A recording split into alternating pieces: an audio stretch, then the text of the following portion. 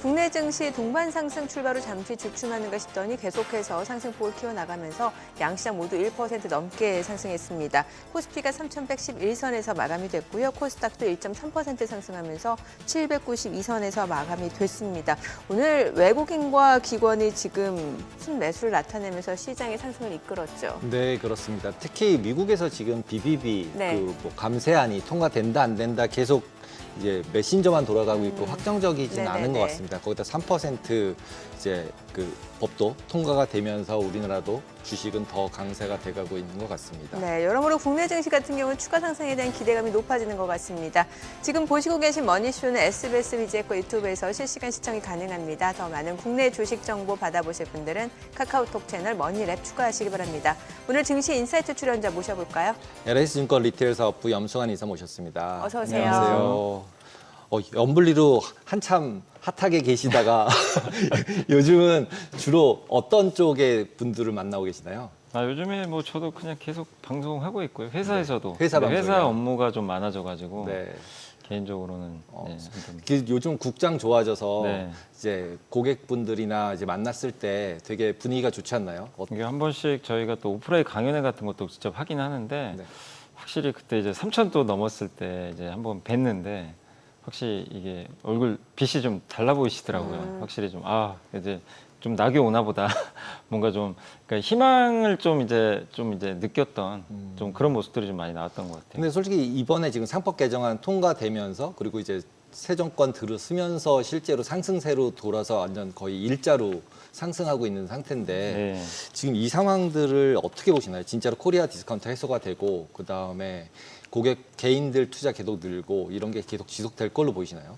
근데 이제 사실 국내 증시가 뭐 코리아 디스카운트 해소 노력을 안 했던 건 아닌데 그게 이제 사실은 좀 마무리가 항상 안 됐어요. 뭔가 좀 되려다가 결국에 뭐 법제화된 것도 별로 없었고 그냥 흐지부지 되는 경우가 되게 많았거든요. 그래서 이제 국내 주식 투자하신 분들은 굳이 뭐하러 한국 주식을 하냐. 그리고 또 미국이라는 또 좋은 또 대체제가 있다 보니까 또 미국은 또 달러 강세까지 영향 받았잖아요, 작년에. 그래서 굳이 힘들게 뭐 국장에 살 필요가 있었나 이제 이런 생각들을 많이 하시고 떠나셨는데 어쨌든 저는 이제 코리아 디스카운트가 이제 본격적으로 해소되는 이제 원년이 시작됐다 이렇게 보고 있고 그게 기대감만 있어서 이제 3천까지는 올라왔는데 방금 그 이제 통과가 됐잖아요. 상법 개정안이 실제로.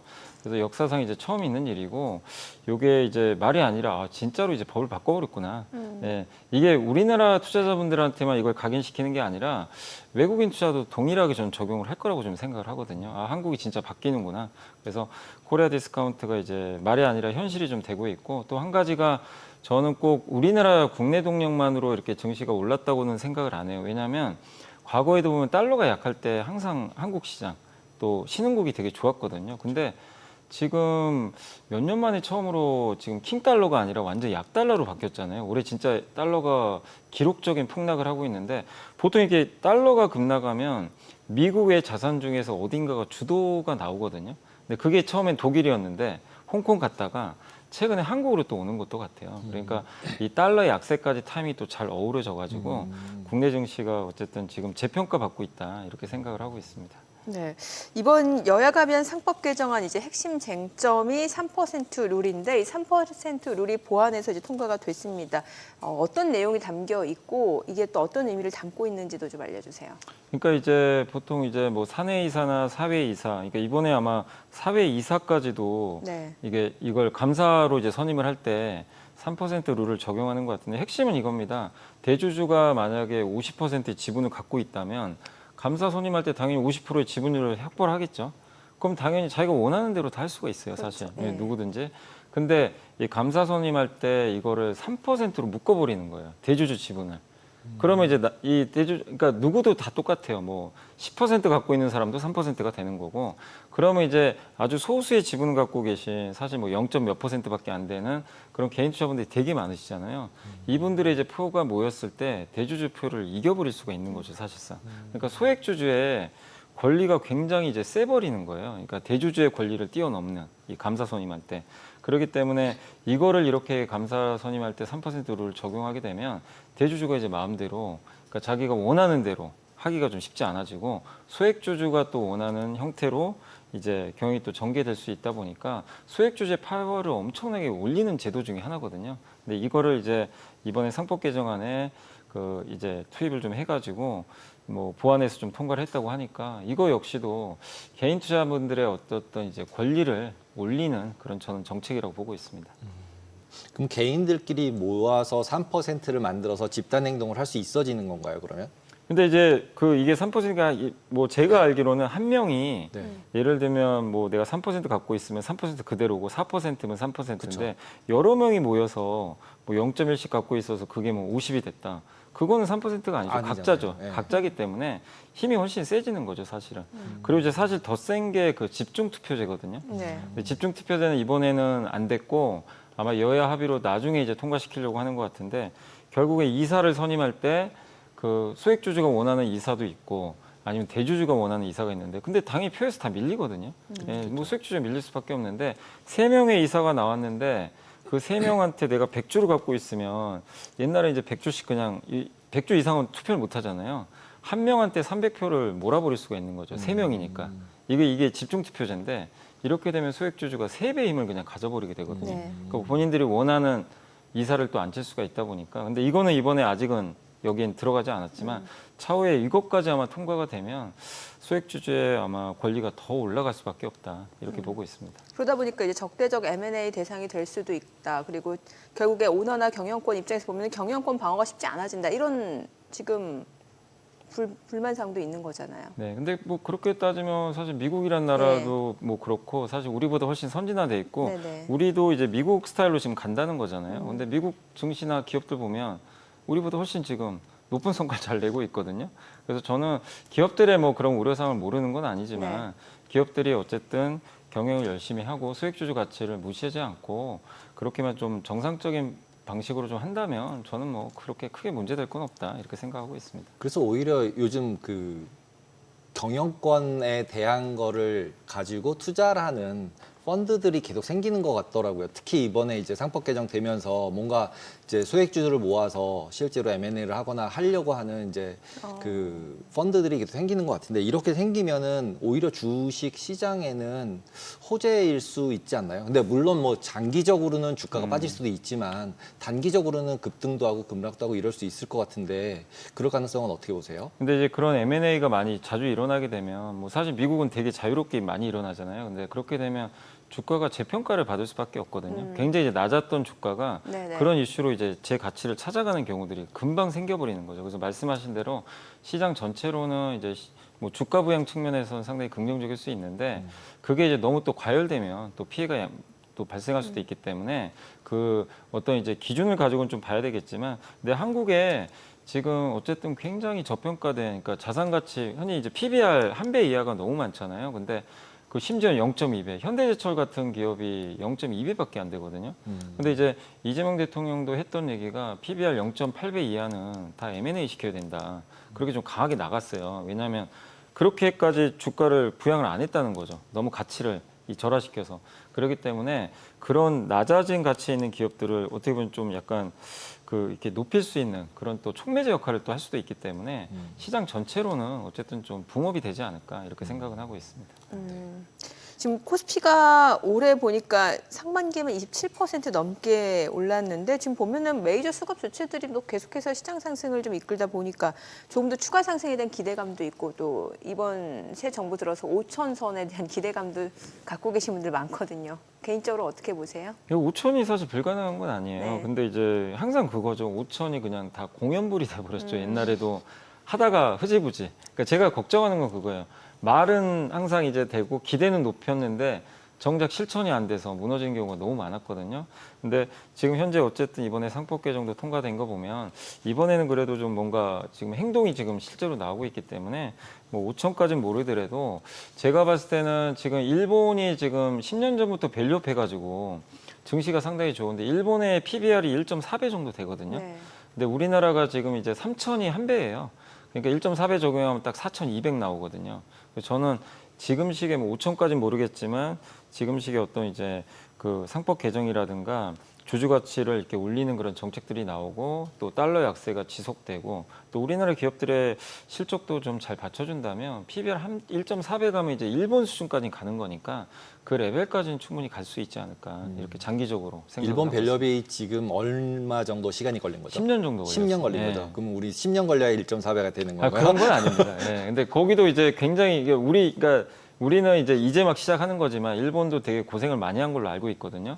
근데 어쨌든 우리는 이제 일본이랑 사례가 있으니까 그만큼 우리가 또 빨리 할 수가 있어요. 그리고 어쨌든 지금 법도 전격적으로 빨리 통과시켜 버렸잖아요. 그래서 저는 속도는 또 빨라질 것 같고 또 한국 증시가 사실 그 1.4배도 저는 비싸다고 생각은 안 합니다. 우린 그 이머징 마켓이라고 그러죠. 이제 신흥국 전체 평균이 1.8배나 되거든요. 그만큼 한국이 한 배도 못 갈 정도로 그동안 좀 부진했기 때문에 뭐 1.4배도 뭐 지금 수준에서는 높아 보이긴 하지만 충분히 재평가 받는다면 뭐 빠른 속도로도 도달할 수 있지 않을까 이렇게 기대는 갖고 있습니다. 처음에 아까 달러 약세 잠깐 말씀하셨는데 달러원 같은 경우 지금 이제 1,350원에서 그래도 조금 다른 나라 통화들 강세되는 거 대비해서 잠깐 주춤하고 있는데 속도가 빠르게 이제 강세가 된 다음에 그러면 이제 외국인들 계속 더 들어오면 뭐 1,300원, 1,200원대까지도 가능하다 이렇게 보시나요, 환율은? 근데 이제 뭐 외국계에서는 1,300원 초반까지 보더라고요. 근데 물론 그 기간은 1년 정도 보더라고요. 이렇게 길게 보기 때문에 당장 간다는 아닌데 결국 중요한 거는 그거거든요. 이제 원달러 환율을 결정하는 것 중에 1순위는 우리나라의 펀더멘털 경기랑 미국 경기 비교거든요. 미국이 좋으면 그냥 달러는 다시 올라갑니다. 근데 아시겠지만 지금 얼마 전에 그 피치가 우리나라 그 경제 성장 전망치를 1.4에서 내년입니다. 내년에 1.8로 올려버렸어요. 왜냐하면 이제 돈 풀고 경기 부양책을 세게 할 거기 때문에 경제 성장이 좀 나오겠다. 이런 식으로 이제 올렸거든요. 그러면 우리나라는 지금 최악에서 이렇게 올라가는 구조고 미국은 지금 반대거든요. 지난 몇 년간 경기가 너무 뜨거웠는데 오늘 또 ADP 민간 고용도 완전히 꺾여버렸잖아요. 이제 그런 것처럼 이게 침체는 아닌데 미국이 이렇게 계속 모멘텀 받아서 가는 경제는 아닙니다. 이게 조금씩은 둔화되죠. 그럼 모멘텀이 더 중요하기 때문에 그런 면에서 원화가 더 셀 수밖에 없고 또 한 가지는 지금 트럼프 대통령 스스로가 달러 약세를 되게 원하고 있기 때문에 그런 면에서 달러 그 상승을 압박할 뭐 그런 좀 분위기도 아닌 것 같고 또 신흥국한테도 주문을 좀 했던 걸로 알려져 있죠. 그 각국의 통화 가치 좀 올려라.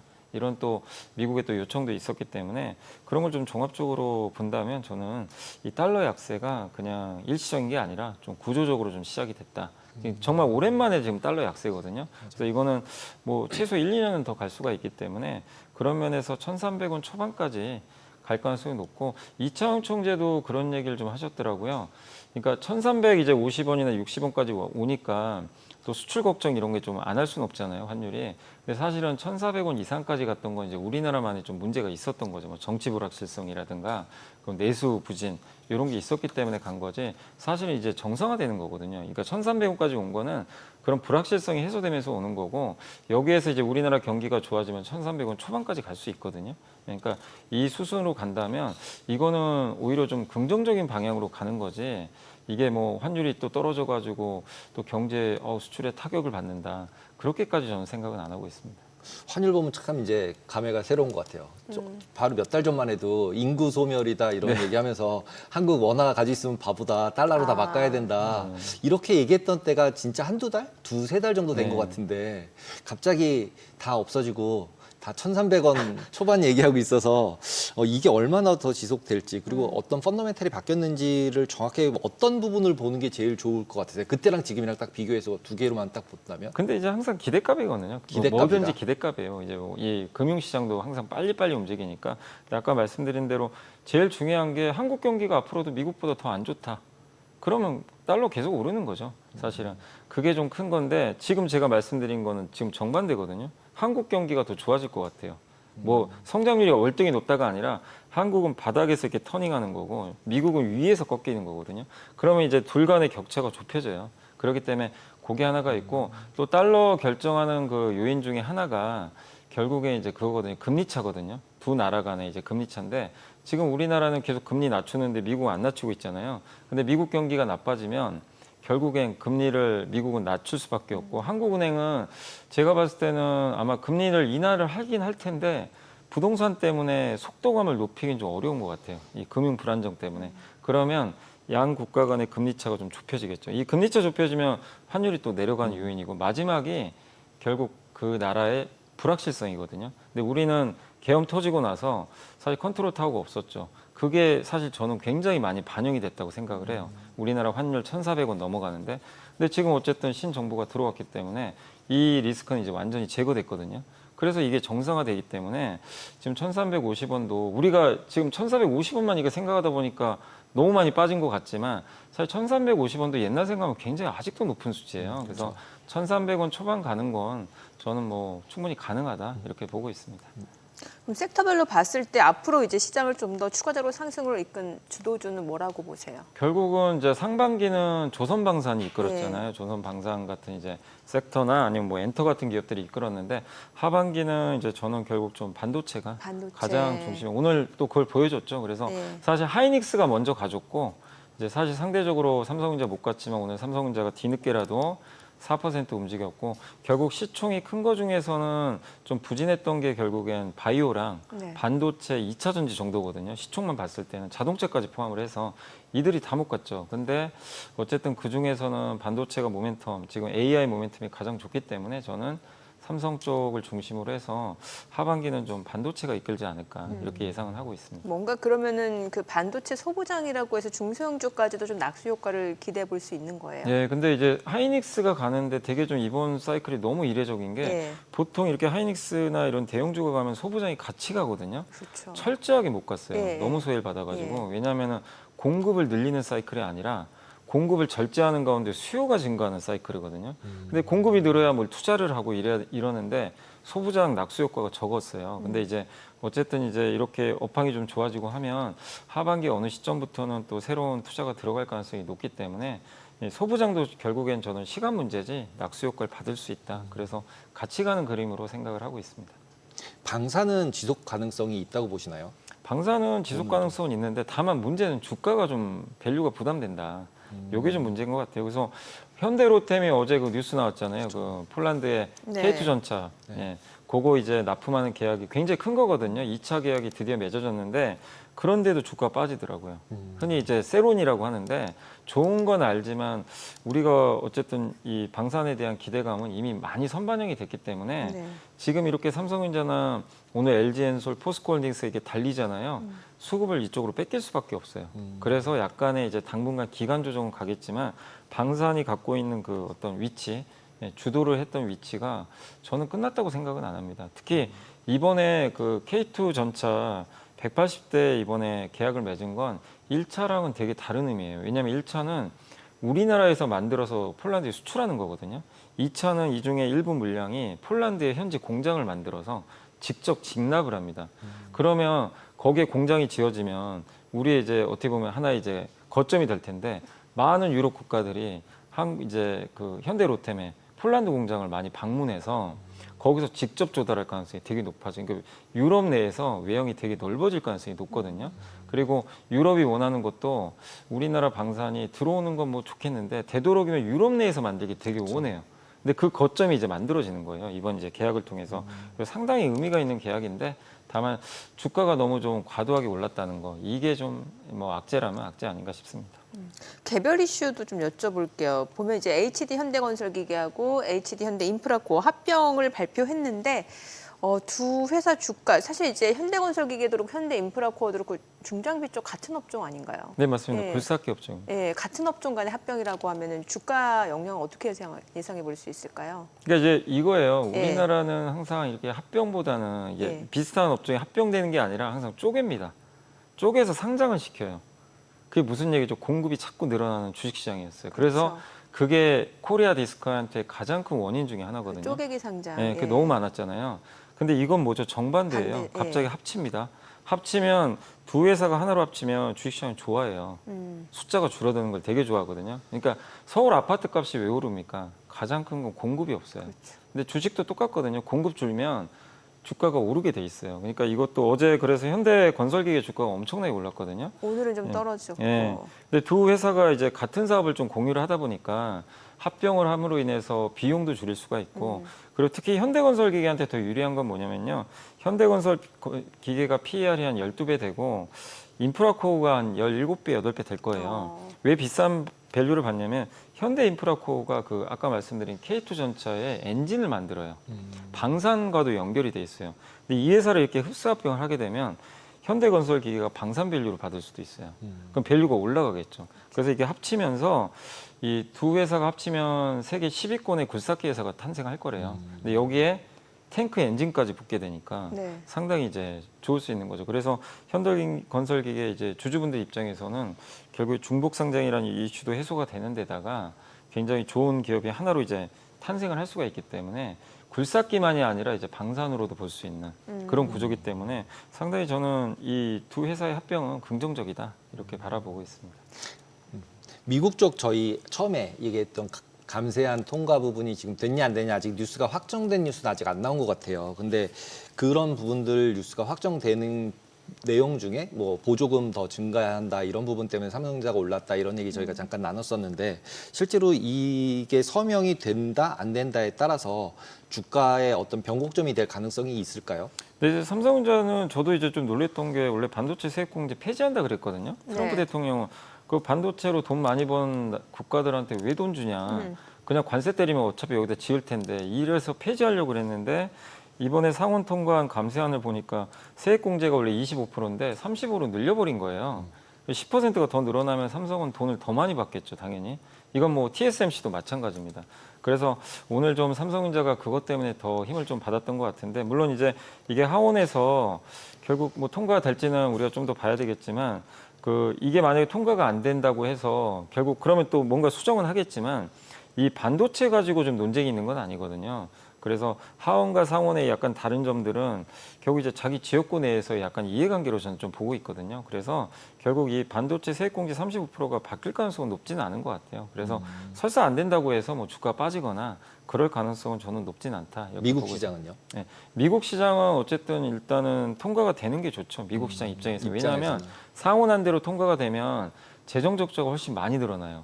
근데 우리나라 주식시장이 지금 올라가는 이유 중에 가장 큰 거는 결국 정부가 돈 푼다고 했거든요. 네. 재정을 풀어서 적자를 만들면 어쨌든 그 나라 자산시장은 좀 들썩일 수밖에 없어요. 근데 올해 상반기에 미국이 왜 약했냐면 미국 트럼프가 이제 당선되고 나서 취임하자마자 한 게 일론 머스크 앞세워가지고 정부 지출 줄여버리겠다 이렇게 했거든요. 지출 줄이면 긴축이에요. 시장이 되게 안 좋습니다. 네. 그래서 미국이 상대적으로 안 좋았는데 이게 통과되면 다시 지출 늘리는 거예요.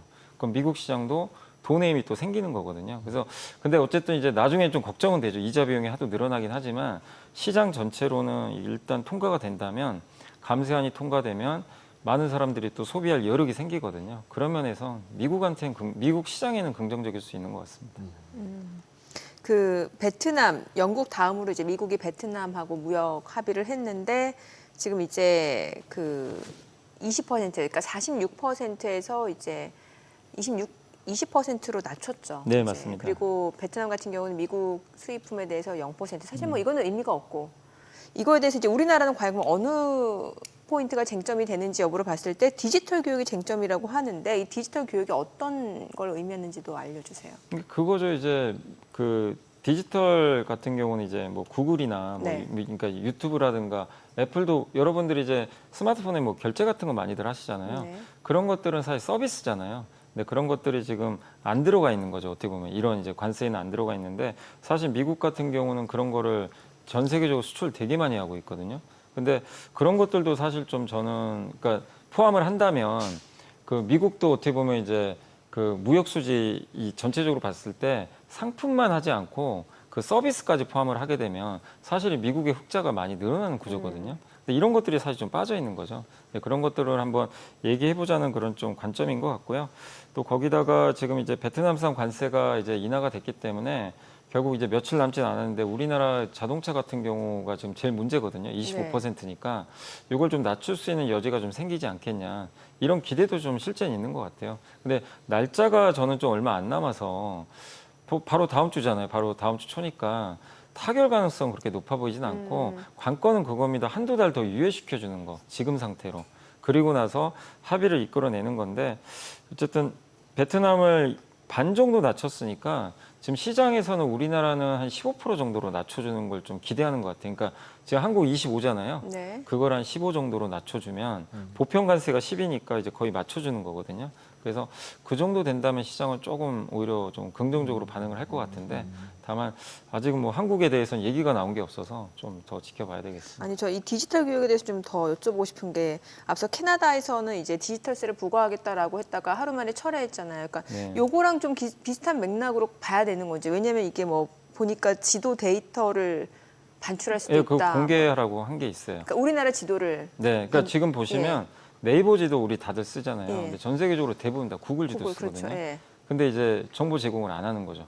구글 지도가 안 되면 자율주행도 못 하는 거죠. 네, 그죠. 그래서 네. 테슬라도 우리나라에선 티맵 쓰는 네, 거고. 그래서 그걸 요구를 하는 게 이제 미국 같은 경우는 이제 그걸 좀 요구하거든요. 그걸 좀 법을 좀 바꿔서 그러니까 지도를 이제 좀 이 정보를 공유할 수 있게 그러니까 한마디로 구글 지도 쓸 수 있게 해달라는 거죠.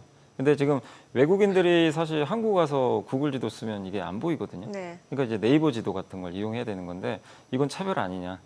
이런 식으로 이제 얘기를 하는 것 같아요. 그리고 이제 캐나다 문제는 캐나다 같은 경우는 어쨌든 이제 그 미국이나 이런 국가에서 이제 많은 서비스업 기업들, 구글이나 빅테크 이런 기업들, 빅테크가 돈을 많이 벌잖아요. 그러니까, 사실 예. 서비스를 거기에 세금 물리겠다는 그렇죠. 거거든요. 예. 근데 그거를 이번에 어쨌든 좀 합의를 해가지고 빼기로 해버렸죠. 네네. 그래서 캐나다랑 협상이 잘 될 것 같은데 우리나라에까지 뭐 그런 걸 지금 뭐 부과한다 그런 거는 없는 것 같고요. 제가 알기로는 어쨌든 아까 말씀하신 그 지도 문제가 좀 지도 가장 문제예요, 큰 결국. 쟁점인 것 같습니다. 근데 요즘 뉴스 중에 보다가 로보락이랑 이런 청소기가 지도랑 그 화면을 전부 다 중국으로 이전시켰다 데이터를 그러면서 그 약관을 바꿨다 그러더라고요. 그러면서 이제 로보락이랑 그런 쓰는 게 대부분 다 이제 중국산이잖아요, 거의. 근데 네. 그런 걸 쓰지 못하게 한다 이런 것처럼 하면서 국가가 기본적으로 그런 디지털 정보에 대해서 다 막으면 지금 미국이 요구하는 이거에 반하는 거잖아요. 네. 해주면 안 되는 거잖아요. 이제 어떤 정보를 밖으로 빼나가는 거를. 근데 그거를 합의를 할 가능성이 있나요? 글쎄요, 뭐 그건 제가 그러니까 모르겠지만, 예를 들면 예. 합의를 한다라고 했을 때 이제 뭐 미국은 해주고 또 중국은 안 해주고 이러기도 그러기도 좀 뭐하고 쉽지 않아요. 되게 예. 좀 이상하잖아요. 근데 우리나라는 좀 특수국가잖아요. 네. 지금 분단 상태고 분단 국가니까. 전쟁 중이거든요. 사실 엄밀히 따지면. 그러니까 휴전 상황인 네, 거죠. 그래서 예. 그런 이제 민감한 정보들이 사실 어쨌든 외부로 나갈 수가 있거든요. 그래서 저는 아마 이거 합의하기는 좀 만만치 않을 거로 좀 개인적으로 생각은 하고 있습니다. 그러네요. 분단 국가임을 잠시 잊고 있었네요. 네, 요즘 분단 국가 잊어버린 지 좀 된 것 같습니다. 예, 예. 미국에서 금리 인하 쪽으로 이제 넘어가서 보면 이제 금리 인하 될 거다. 이제 쪽으로 좀 많이 기울었잖아요. 그럼에도 불구하고 10년짜리 금리 안 내려오더라고요, 잘. 그러니까 이제 네. 미국이 지금 금리 그래도 좀 4.7에서 조금 내려오긴 네. 했는데 네. 미국 경기가 좀 약간 꺾이곤 있다 보니까 그걸 반영을 했고 그다음에 이제 미국의 지금 최근에 뭐 스테이블 코인 법안도 곧 도입이 될 텐데 그거에 의하면 이제 결국에 미국 국채를 사야 되잖아요. 스테이블 코인 법안이 도입이 되면 활성화되면 그러다 보니까 이제 국채의 새로운 매수세가 유입되지 않겠냐 이런 기대감 때문에 좀 빠졌는데 더는 안 내려가는 게 왜냐면 결국 아까 말씀드린 대로 미국에 지금 이번에 감세안이 통과되면 재정 적자가 너무 늘어나요. 그래서 무디스도 신용등급 낮춘 것처럼 결국 신용이 안 좋아지면요 금리가 떨어지기가 쉽지가 않아요. 어느 레벨 이하로는.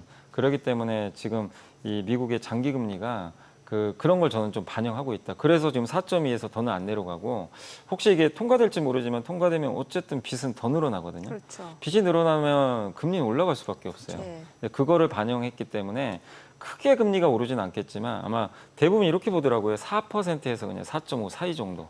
여기서 그냥 고착화되지 않겠냐. 네. 장기 금리가 내려가도 10년짜리는 네, 그대로 10년짜리는 있다. 크게 변화 안 보일 것 같다. 이런 좀 의견들이 트럼프가 많은 것 안 같습니다. 좋아하겠는데요. 트럼프는 지금 깨기를 원하는 것 같은데 네. 그러려면 미국 경기가 진짜 한번 뭐가 망가지는 게 나와야 되는데 당장 뭐 미국 경기 또 데이터 보면 망가지는 쪽은 아니거든요. 그러니까 아직은 지표가 꺾이는 건 맞는데 뭐 속도도 느리고 아니면 진짜 미국 물가가 확 떨어지든가. 근데 관세 때문에 또 떨어지기 쉽지 않잖아요. 그래서 아마 여기서 그냥 멈추지 않을까 이렇게 좀 생각은 하고 있습니다. 네, 오늘 내용 여기까지 듣겠습니다. 잘 들었습니다. 고맙습니다. 감사합니다.